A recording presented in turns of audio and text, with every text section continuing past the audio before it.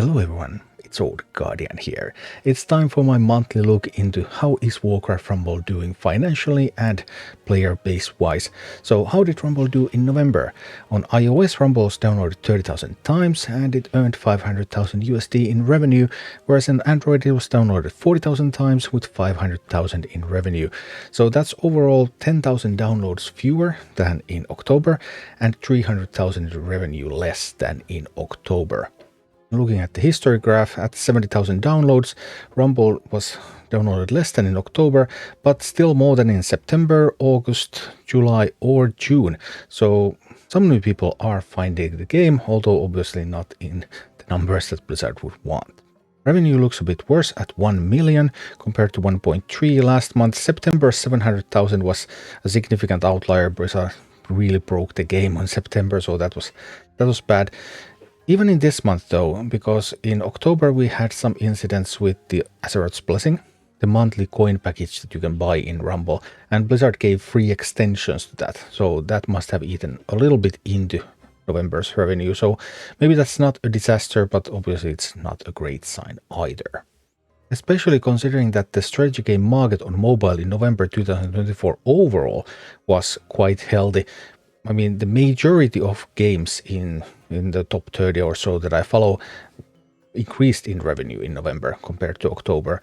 Also a couple of newcomers with Dark War Survival and Age of Empires Mobile. So overall, strategy games were making a lot of money and Warcraft Rumble was not really getting much of that.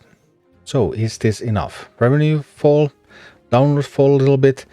Warcraft Direct as such did bring some kind of spike in interest to the game. I mean, what do you know? If you market the game, people are actually going to download it more. But that small spike that you can see here in this graph, the red line there is downloads. So it peaked after the Warcraft Direct, but then after that it has been going steadily and back to where it used to be again. So they would need another spike of interest definitely to bring new players to the game.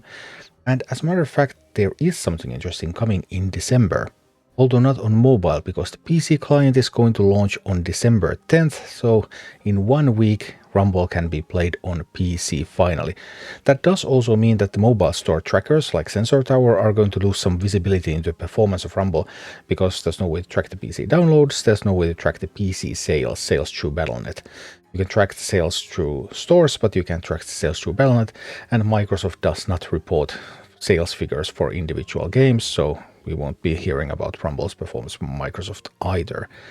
But PC client is obviously a big thing. Another thing to consider is should Rumble or could Rumble enter the Chinese market? Because Hearthstone recently re-entered the Chinese market in September and it's been a major success.